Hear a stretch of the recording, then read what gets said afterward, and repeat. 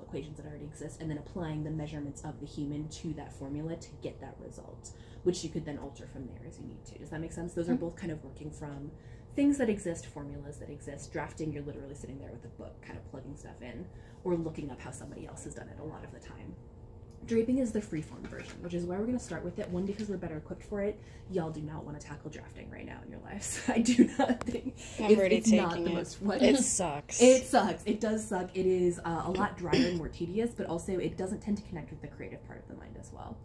And it doesn't tend to give you as broad a sense of how the body and clothes work together, whereas draping does. But if you can imagine working with math as your sort of starting point, it's just a different process, right?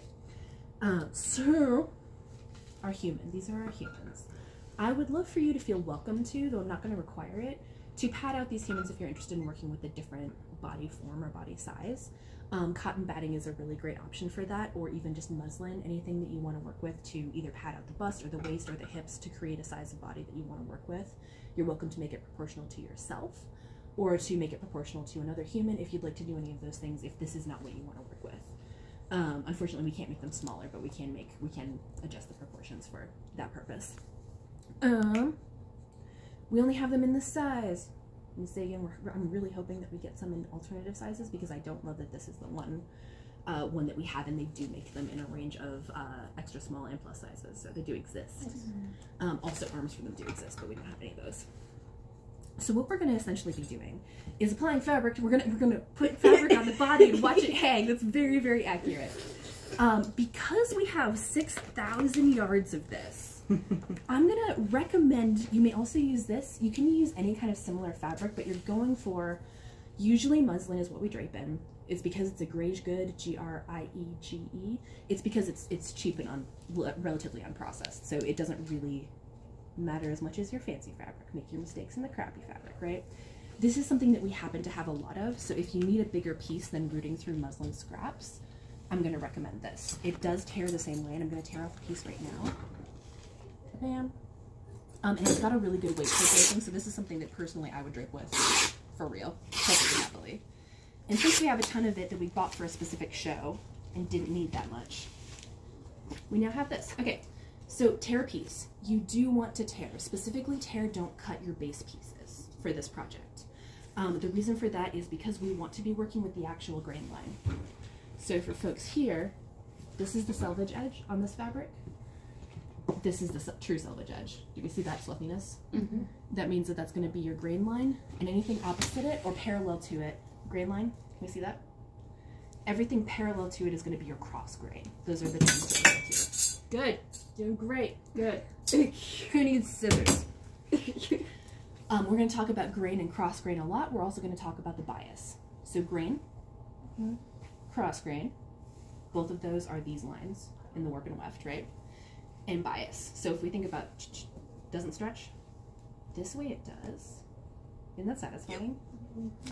When we think about those squares, like we're essentially looking at a series of squares in a woven fabric like this. They can't become longer or shorter this way or this way. They just exist. Turn them like this. That can change. Does that make sense? It's exactly what's happening within the fabric. You're going to want to give them a little press. Just the area that you think you're going to use. And you're going to want to decide whether you want to use the grain, the cross grain, or the bias as your center point. Thoughts / feelings / knowledge about when you're actually draping and looking at clothes, what's the difference between going on the grain or the straight line or going on the bias diagonal? Bias will offer more drape and flexibility. The bias is going to give you, we'll say drape flexibility, absolutely. Also cling. Cling is a big factor. Cling to the body, the contours of the body. If you think of a bias cut dress, that's a phrase that, has anybody heard that phrase in the history of your lives? Varies from class to class. Some people are like, yes, I've watched every season of Project Runway. Same friend. It's troubling. It was more of a next in fashion. Shut you hush. Next in fashion, also epic. So if we think about how this is going to hang on the body, like let's say I'm going on the grain, I'm using this as my center line. This is why we use these professional dress forms, because these seams overall are intended to help guide us on what we're creating. It's gonna do, if I just take this little pinch here, it's gonna flow pretty nicely across the body. I'm gonna be doing some darting work, right? If I choose the center, this is a little bit tricky to do without being able to see it, because I'm trying to make sure the videos can see it. If I choose this way, I'm gonna get a lot more of a press and clean shape, and it's gonna have more fluidity over the actual curves of the body.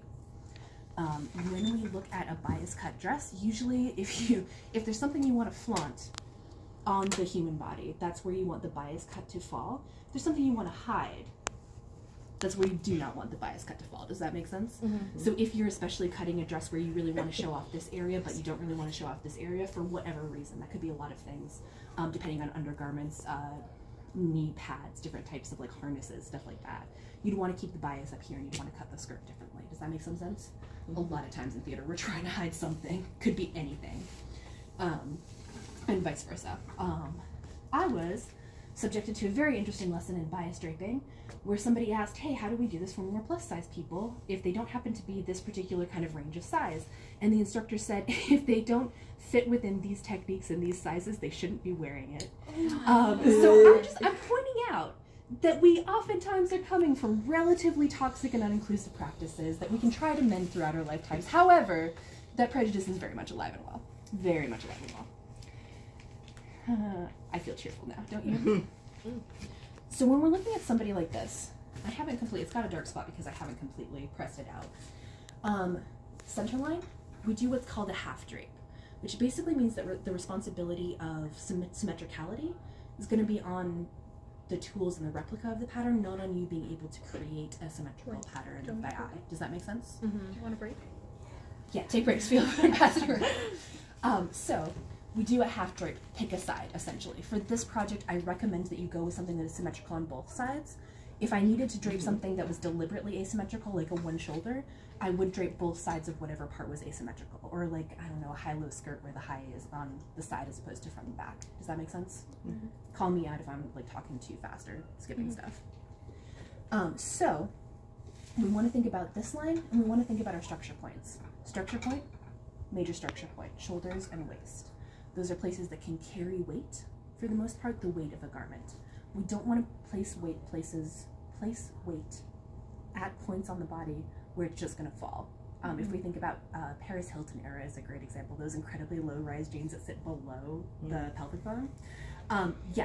Those stayed on by virtue of one, tape, and two, prayer, but also mostly being tight enough that they dug in right here to make sure they couldn't fall below the hip bone. Flattering on 0 people on the face of the earth, unless they were literally glued to you. But also, they're not working with the human body to create structure points. When you want something to have a structure and be solid, it wants to sit here, and that's where it wants to have structural integrity. Does that make sense? Mm-hmm. So when we're placing a guy, I'm going to do a couple of these. How much of you do I want? Start with a square or a rectangle. You want to have your rectangle be somewhere related to, roughly from the top of here to the bottom of wherever you want your garment to end. A little bit of extra never hurt anybody, especially in this because you're going to be trimming a lot off. So if I was trying to go for a dress, I'd go from here to what, here, right? If I was going to go for something knee length, I might go to here, give myself a little bit of extra. If I was going to go for, if I'm just doing a top, I might be looking at this kind of size. Does that make sense so far? Mm-hmm. In terms of width, because we're only doing half drape, so we're only addressing one side of the body, usually assume that there's a side seam, unless you know for a reason there isn't going to be a side seam. So this is your measurement, but at the widest point. So that would either be here, can we see that? Mm-hmm. Or here, depending on the length of the piece and what we're trying to do with it. If you know that you're going to be using a smaller piece, you might, but generally go with something that you know is going to be slightly too big than something that could be too small, to make sure that you're able to place your grain lines as they need to be placed. So, I'm going to have everybody make a circle skirt of some kind. Bear with me on that, because there's a caveat. Everybody's going to have to do a circle skirt technique.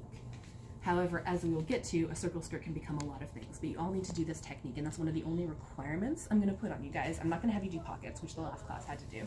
It was really fun for me. Not for them, just for me. Okay, so I just did this without even thinking about it. I have a big square. Mm-hmm. Yay. I'm going to fold it in half. Now it's long. Yay. I'm gonna fold it in half again. The other way. So Yeah, now it's a smaller square. Yep. Okay. Assume. I don't know how you guys can move as much as you need to. I can also move this. Oh, that's so much helpful. Assume the point where everything connects. Do you see how this is where there's two folds? Mm-hmm. Versus over here there's two pieces. Over here there's pieces, multiple pieces. The point where everything connects, that's your waist. Mm-hmm. The distance from that to wherever you end up, that's your length. Does that make sense? So if I have a waist, and we're going to go ahead and grab measuring tape. Unfortunately, even draping has math in it. I'm sorry to be the one to break that to you. So if I'm looking at, I'm looking at a waist of 13.5 inches. Yep. Yes. Are we working with inches more or something? I tend to work with inches because shops in the US tend to work with inches. I would recommend that you work with whatever you and your team are used to. This is a team exercise, so you're going to be working in groups. So you can navigate that with your group. I'm not going to like mark down centimeters or anything. This is a layer of multiple pieces of fabric, 4 total. Mm-hmm. I need to create a waistline here. Basically going to cut off a little cone here. The question is only how far down. So if I was working with, for example, what's a great multiple of 4? 24. Let's go bigger. 36. 36? Wait, is that? Yeah, that's by Seems 9. right. By 9? Yeah. Ooh, 9 inches. 9 by 4. 9, 18, 27, 36. Yeah. Yeah. So, no, you did good. You good. So if I were to give this, gosh, would that be real? 9 inches would get me 36 inches. That's not going to be necessary for somebody this size, right? She's at 13 and a half. We're not going into the 30s, but on a real human, absolutely, which is why my braid did that. I was like, that's too big for this scale because we went a real human size. Mm-hmm. So like 36, that's about my waist size. I absolutely would do roughly 9 inches here. You want to create a curve. So 13 and a half divided by 4, ballpark. We're going to ballpark this. 4. 4, I'm yeah. going to go by 12, right? Under 4. 12 would be 3, so slightly under 4. 3 and a half will probably give us extra, correct? I think so. So let's say something like 3 1/4. So it's going to be about here, and this I am going to ballpark because you can always make it bigger in this case. So I'm going to go with 3-ish. Here and here is going to give me 3-ish, right? And then I'm going to go from the sides and make sure that I marked it the same length, because otherwise you're going to end up with weird length things. So I marked 2 places that mark roughly where 3 lives. That's 2. That's exactly 2 on this side. So this one I marked it 2 inches instinctively. This one I marked it under 2 inches. So I'm going to go with that. Do we see how I did that? Did that make some sense? Some of this is more intuitive for me, so you have to let me know when it's not making I think this is a better angle. sense to your brains. So I gave myself a rough ballpark first, just to give myself a kind of like sense of what this is about, what you usually cut off proportionally on this size. If I was working with a much bigger piece of fabric for a real human, this is about proportionally correct. So my eyes are going to recognize that pretty quickly because I've made 6,000 in that thing. Then I made sure that from the point of the pyramid that I'm working with, these were equidistant from that point to make sure that I'm making it symmetrical. I see your face. It's okay. Then I'm going to go and I'm going to do a nifty little curve like this with my measuring tape. Does that make sense? To see if I can get, because a waist is always going to be curved. So with the curve in, it is slightly over 3. Can we see that curve? Yeah. So I'm knowing that I'm in the right general vicinity currently. Then I'm going to take my trusty tool over here that gives me, is this a French curve or is this the other one? No, it's French. That's a French curve. French curve, yeah. Which is intended usually for draping and drafting curves. Trust your tools. Your rulers are going to be your friends here. And I'm going to go ahead and create a little curve here. It's going to be slightly asymmetrical because I use this area. Can we see how this is less curved than this is? So to be technically correct about it, I should have put it like this. And I didn't, because I didn't. It's fine. How are we doing so far? Yeah, go. Kind of going back a little bit because my brain is slow in processing. So you did 3 1/2, but then you made sure it was 2 inches on the sides. What is like the difference?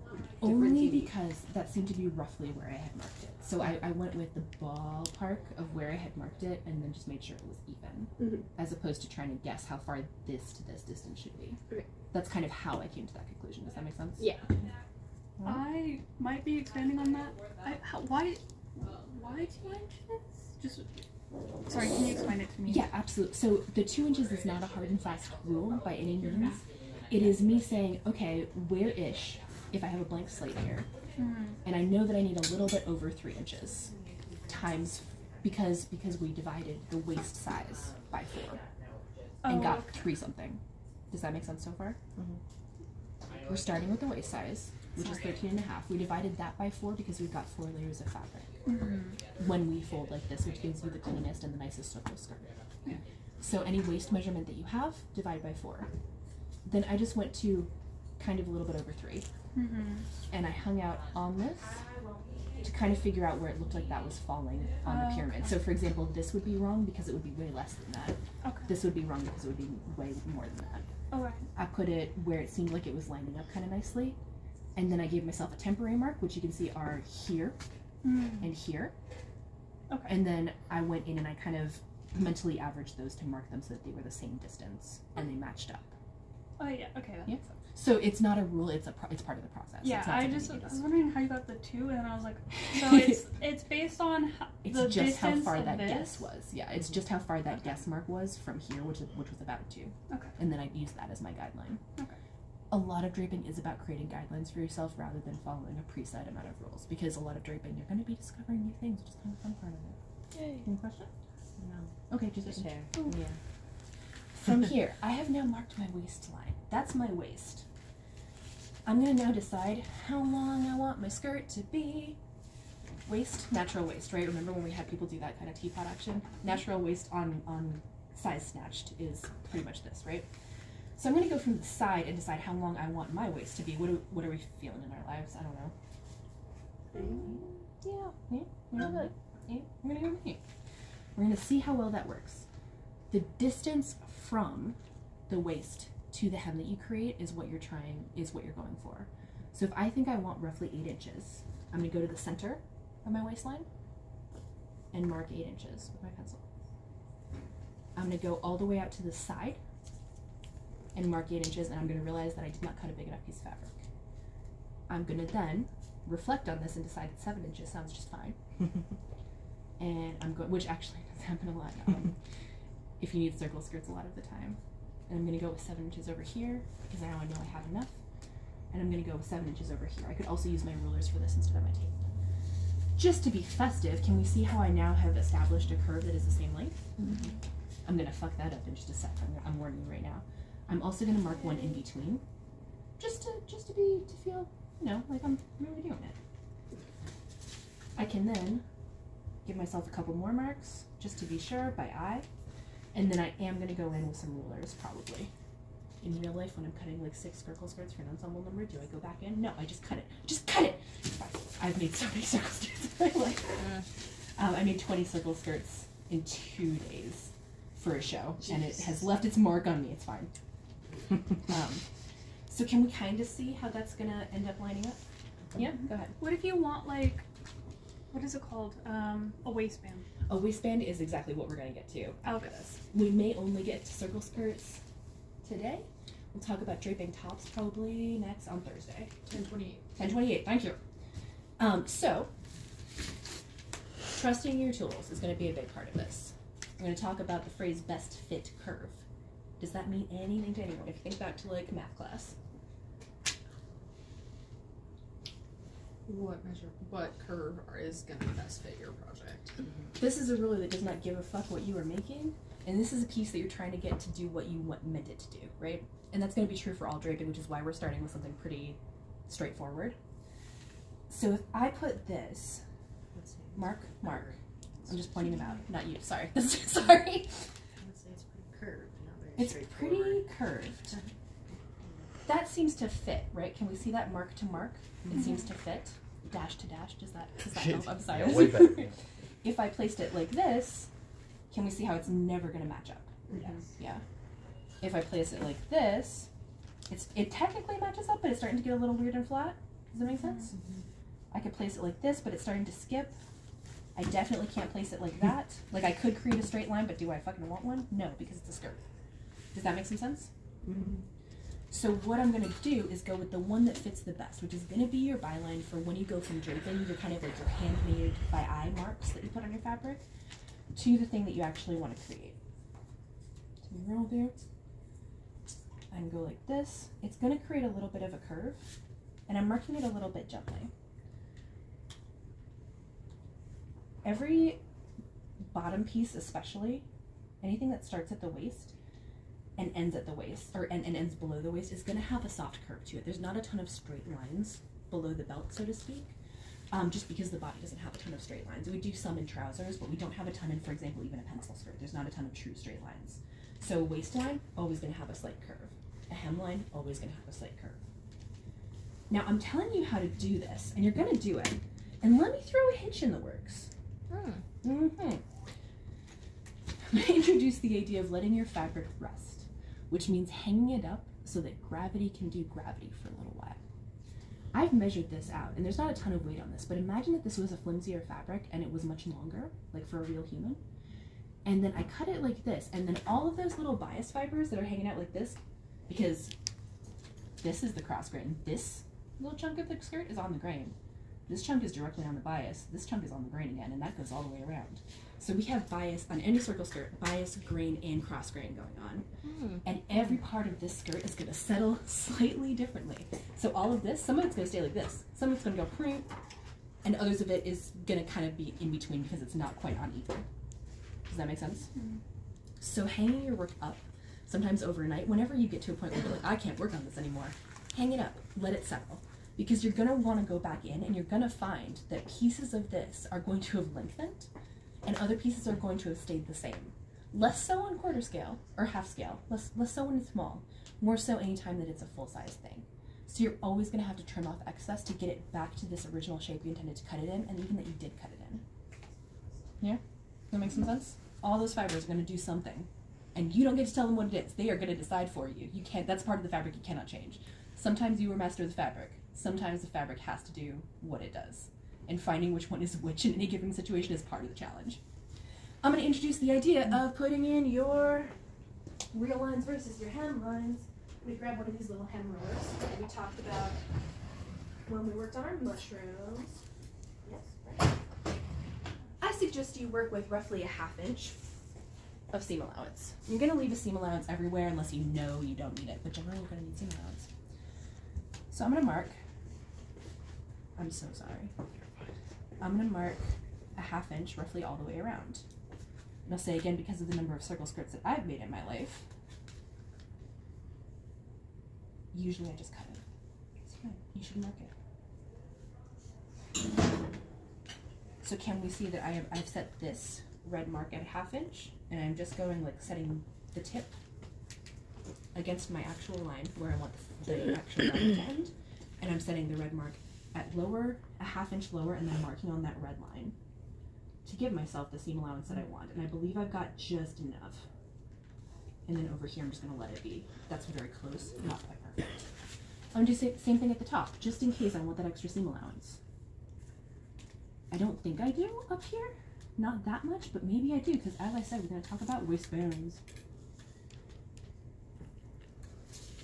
So I have created notation for my hem.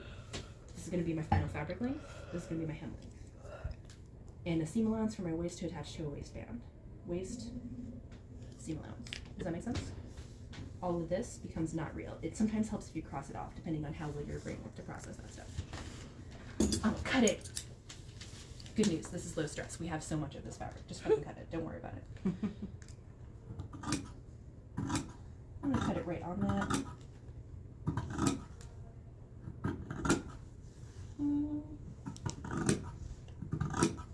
These are the loudest scissors I've ever heard in my life. Really loud. Really loud. I'm gonna cut up here. I think I need to get myself a pair of fabric scissors. It can be really nice, though apparently some of them like to yell at you. Oh. You know. And I'm also, because I want to make sure that I can, I'm also going to cut some little, in this case only, and I'll talk to you a little bit about clipping later. In this case only, because I want to make sure I have it all the way around. I'm going to cut out some little carrots up here. This is the act of clipping. So it's going to look like that all the way around, which will help me keep that depth all the way around and kind of know that it's universal. But it's also going to give me some flexibility here if I don't want it to be if I want to see where the real waist is, that's where the real waist is. Skirt, ta-da. Yay. We love a full circle skirt. Now you're gonna run into problem number 2. The waist is usually the narrowest part of the body. Correct, yes. The waist is almost always the narrowest part of the body, or one of the narrowest parts of the body. Or at least equal to the hips, right? Sometimes it's not narrower than the hips depending on the body type, but it tends to be narrower or at least equal, and it's definitely going to be narrower than the shoulders on most people. So we end up with something like this, which means that we're going to have to create what's called a placket, or we can cut this in 2 pieces. Can we see how it would be really easy to cut this into two pieces from the start? Why wouldn't you just do one cut?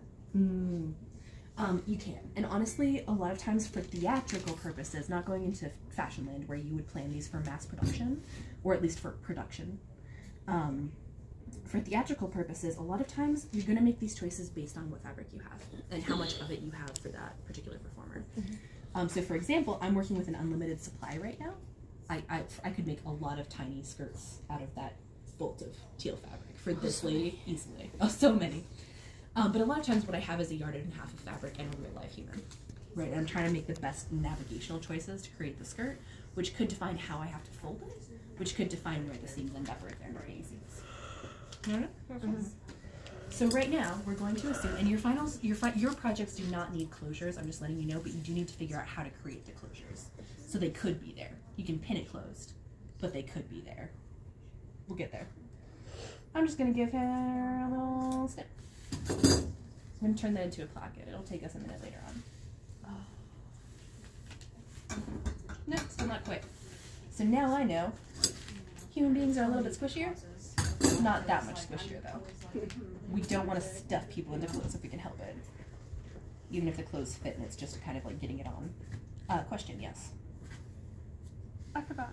If you're wondering how I just did that without explaining it, I folded it so the edges match up nicely, so it's folded in half, and then I snipped down one of the straight lines that created. Does that make sense? Just to give it that. Could I plan for a pocket in advance? Absolutely. That's what I was going to say. That was my Absolutely. question. Oh, and then that's where like zippers. That's exactly where zippers are going to go. Yeah, that's. Usually when this happens, when I end up creating a placket, I'm going to end up cutting down the entire side and creating that as a seam because it's just going to make it easier for me. That's just going to be the truth. Yeah. Would you rather it be in the back, that seam, or would you want to film? Great question. Where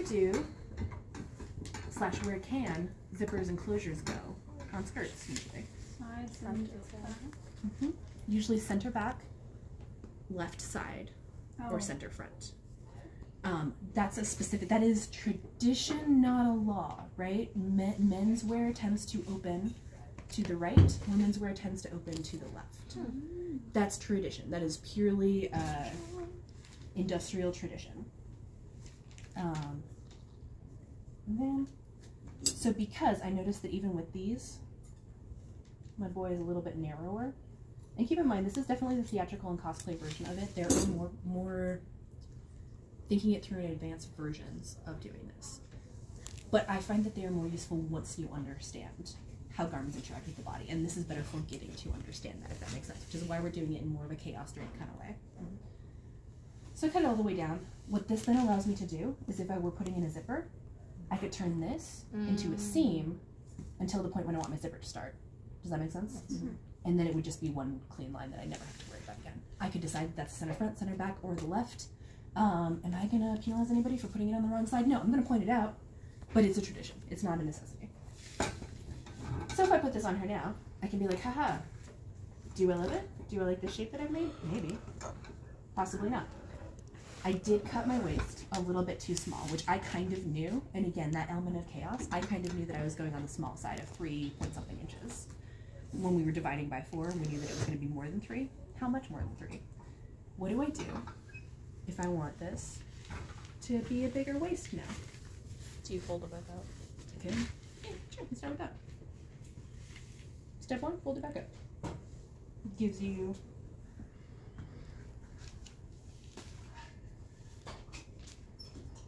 so I could fold it back up to here. I could also very easily fold it back up into 4s. Be easy to do. What do we do now? Oh.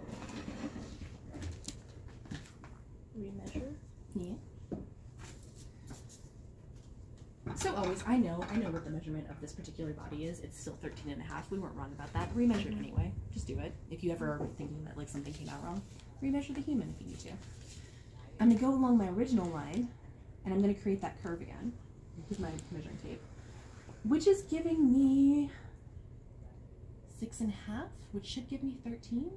So I'm missing probably about ½ an inch. I'm walking you through how I would do this because usually what I'm actually going to do is just trim this down. Is just trim it down a little bit. Like I'm not going to get more festive than that.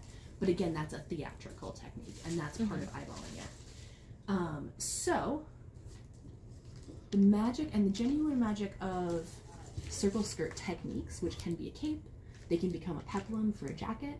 This particular type of cutting something that gives you that very, very full circle can be used for a lot of things, which is why I'm saying you need to use the technique, not necessarily make a circle skirt. Yeah? There's two things I can do. If I want this to be a lot bigger, if I have a giant skirt that's huge and has like the long length and it's perfect, but it doesn't fit my actor, and I need 4 more inches for it to fit the waist of my actor, I'm just gonna cut it a little bit shorter. Does that make sense? From the waist, I'm gonna cut it to here. It's gonna, because of the way this is cut, it is going to then become much larger than that original waist was, because every step down, every step outward from the center that I take is giving me inches back for the waistline. So all I have to do, which makes it really easy to alter skirts from the waist if you really need, like, we have altered more skirts than anything else in the stock here because most of them were intended for 23 to 26 inches, which is not your average human waistline and not particularly the average performer waistline here at Central. We have done a lot of this specific thing. So I'm just gonna give it a little bit more of a clippy clip. I'm gonna take my clip down just a little bit further. I am generally against clipping. P.S. I'll tell you why as we move through this project. But in this case, because I know that I need the clip and I'm gonna shorten it anyway, I'm gonna do a little bit more of a clip. This is a terrible angle to have chosen for me. Well done, me. Good. I feel better when I act like a moron. I don't know if anybody else feels that. When I try to take myself too seriously, I just end up upset about it. It's I fair. actually feel that. Makes me upset. That's how I feel about telling people that I'm like, this maybe sounded of this, but that's how I feel about telling people that I'm an actor. Yeah. Or I'm just like, I'm that's an so actor." serious. That's so serious, and it's not that serious. Little bit of clip, little bit of distance, right? Again, these are things that as you build skills, you can learn to plan for in advance. Can I plan for all of this and do this perfectly from the advance? Yes, for me personally, because of how my brain works, it takes me, a fabricator and a sculptor, less time to do it this way than it would be to plan it like a fashion curriculum would expect you to. Does that make sense? I usually make those choices based on time, because a lot of times time and budget is what we're limited with when we're in entertainment land. Yeah? So now, she fit fine. We've got enough space to work with. I'm gonna sit here, and this I'm gonna show you in more detail in just a hot sec. But what we actually want in our lives, I'm gonna put this pin so you can see it, is exactly this. So we didn't nail it the first time, we did nail it the second time, which is about that ½ inch extra on either side to give us enough seam allowance. Does that make sense? You don't want it to just barely touch. That's always a recipe for sad life later. You want it to have this nice amount of overlap. And that's what we're getting. Yay. This is the point at which I would usually let it rest. Yay! And I would let the pieces that are gonna fall. I would let them go. So any of these pieces that are on the bias that are gonna droop, they're gonna do that usually within the next 24 hours. If you kind of suspect that's gonna happen, you could also spray it down with water, which gives it extra weight, and then leave it to air dry, and that'll usually get any of that out of the system of the fabric, and you'll know exactly what you're working with past that. Does that make sense? Adding that weight can really help. I'm gonna do a little bit tighter. So think about what you are going to make, and we'll break up, I guess we'll break up this group into groups, and then folks who are absent might end up in a group. Work together, because this is going to be harder than you think. I find that it always is. We have 6 of these, so we can have a maximum of 6 groups, but I don't want anybody working alone. You can make anything you want. I recommend that you make a circle skirt and like a top. And we'll get into more of the how to drape around the top of the dress form later. You can't make pants, because we can't make pants with these dress forms and use a appropriate draping technique. You could go for pencil skirt if you want to. If you are feeling super festive, you could go for a skirt that's flat here and more full back here. You could play with that type of thing. You can let the fabric guide you a little bit and you can have fun with it. But I would recommend a circle skirt and a top of some kind. Boom, done. If you want to turn this, like let's say that this has a tailcoat top and I want to do a cool peplum attached to that, right? Or let's say that I'm doing something, I'm making like little seafoam riding hood, and I really want this to become a cape of some kind. This is a great shape for it. I would usually end up cutting it for a cape. Start with a circle skirt. You're going to cut off some excess this way. Does that make sense? So you still get that fullness over here, but not right over the chest, because usually that's not where we want it, to be able to see a character more fully. See how it becomes a cape really easily? You can shorten it, you can lengthen it, you can use it as a ruffle. If I was like, hey, I wish this shirt stopped here and then had like a little like ruffly peplum, right? This shape can become anything. It becomes a ruffle really easily. We just circle ruffles a lot, which is basically just the same thing. Question? The groups, do you want 2s or 3s? I think both is fine, not 4. Let's go for 2 or 3. Yeah. Can you pleat these? You can pleat them from here if you want to. It will destroy some of that shape, and it can also, because pleating is easier on a straight line than a curve. But yes, you can pleat them. Okay. You're gonna have to cut them bigger to get that pleat in there. You can also gather them. If you really wish that there was a little bit more kind of texture instead of the smoothness from the top, you could gather them, you could pin tuck them, any other technique you can apply to a circle skirt, absolutely. Cool. So you're gonna create what you wanna make. It could be anything, but I recommend not overreaching. I recommend like a circle skirt and a top is fine. A cape with a hood could be fine, but you can't drape the hood. We don't have heads for these. Does that make sense? So I would say like a cape with a little vest or something would be a great way to do it. Yes. What if you do like a half vest?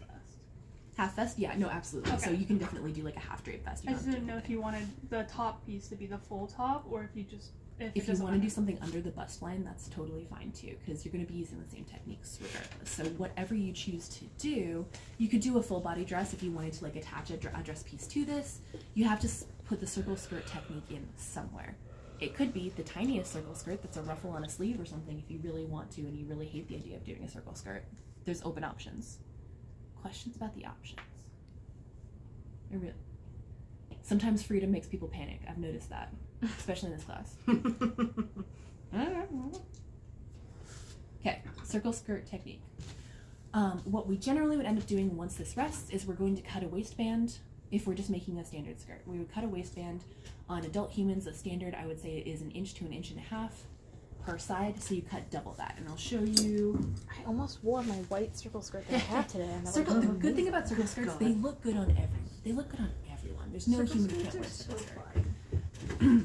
Also twirly. So if I was making this for a real human, I would usually cut. I want my waistband final size to be 1.5 inches. We're gonna fold it over like this to create a waistband. Can we see that? Which means I need double that. Follow the logic so far? So 3 inches plus seam allowance. I like a 1/2 inch seam allowance, so that gives me another inch, 4 inches total. If I'm cutting a waistband for a human being, what I will standardly cut is 4 inches, a strip that is 4 inches wide by their waist measurement. Like the length is their waist measurement plus 2 inches just to be safe, and to create a little overlap for closures. That's a standard theatrical formula that is just easy to follow. If you're going with elastic in the waistband, that's going to cinch it, so it doesn't have to be fitted as accurately. At least your final length should be at least 2 inches smaller than the waist in elastic, but your waistband, the hard fabric, cannot be smaller than the human waist. Does that make sense? Right? The elastic is going to end up shorter, and that's how you control that cinch. But you can't put woven fabric that is smaller than the waist on the waist, because it just won't do it. So usually 2 inches more, just in case. For her, I don't really want to do the proportional math. That doesn't excite me. That doesn't excite me right now to try to make it like perfectly proportional to her. So I would say, what if I want a 1/2 inch seam allowance total, or a 1/2 inch waistband total? Same math, exact same logic. We'll walk through. I need 2 of those because we're going to fold it over. Gives me 1 inch. 1/2 inch seam allowance on each side, because we are adult humans with hands of the size that they are, so we're working with a 1/2 inch seam allowance, whether it's tiny or big. Gives me another inch seam allowance on both sides. 1 inch for the waistband, fold over to 1/2 inch. 1/2 inch of seam allowance on either side gives me 2 inches total. This is where this is your friend. Magic. So because this is torn, You see that? Mhm. I have a straight line that's on the straight of grain already. I don't ever have to think about that again. I have this handy dandy quilting ruler. I can place it here. I know I want exactly 2 inches by what? What do you think? It was 13, 13 so and a half. 15. 13 and a half, so 15 max, yeah. 15 and a half if we're going with 2 extra inches. She probably doesn't need 2 extra inches, but yeah. So we're just gonna go to, let's say 15 and a half, just to be festive. Fuck you, pencil. Sorry. Pencil over there. Rude! Rude!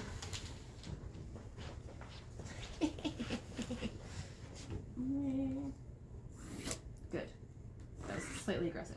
I'm marking this right here where 15 and a half is, so that's giving me my length and my width. Look how much easier that is than trying to like mark it out and do it like separately. And then I'm gonna go here, because this is a ruler that has a right angle already in process, and because this is a straight of grain already, this line, I know.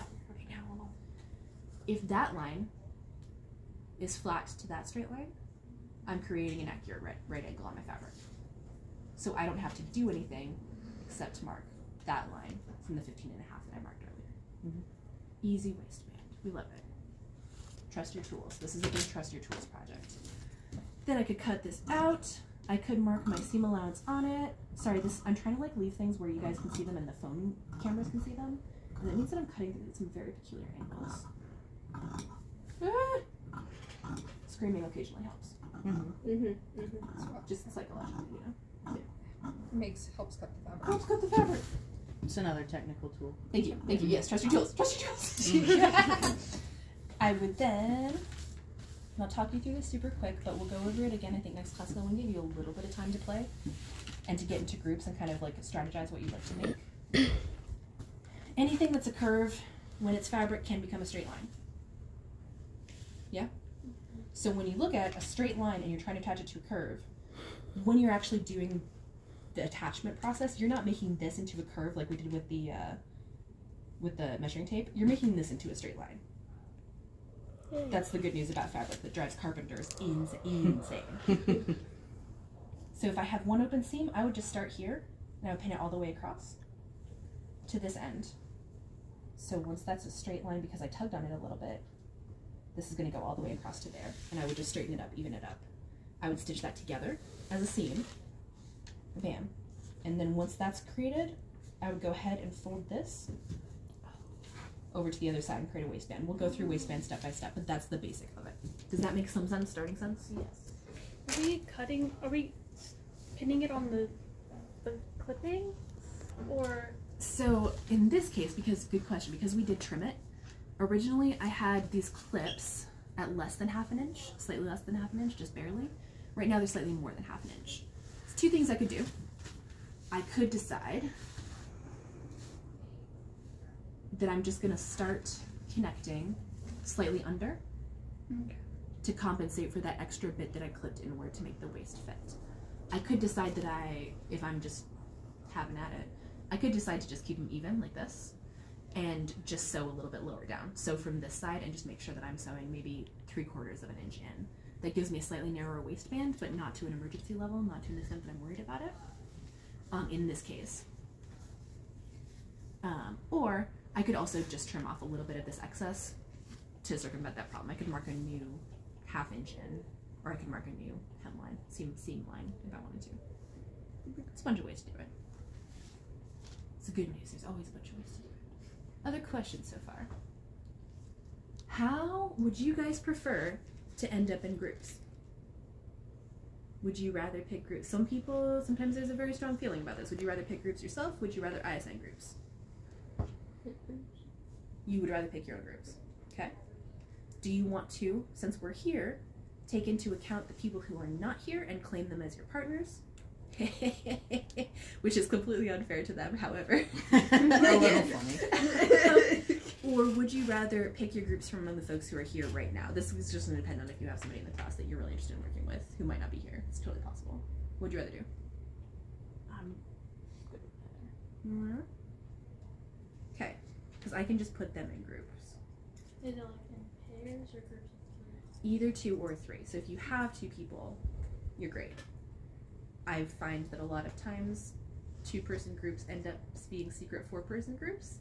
That's the one thing I would prefer to not have happen. How does that happen? I did. It looked like 2 people working on 2 separate things, or 2 sets of 2 working on 2 separate things, and it just was not. So, Do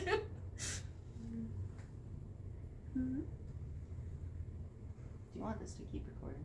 I think we can pause recording. Any other questions that we want to have in recording?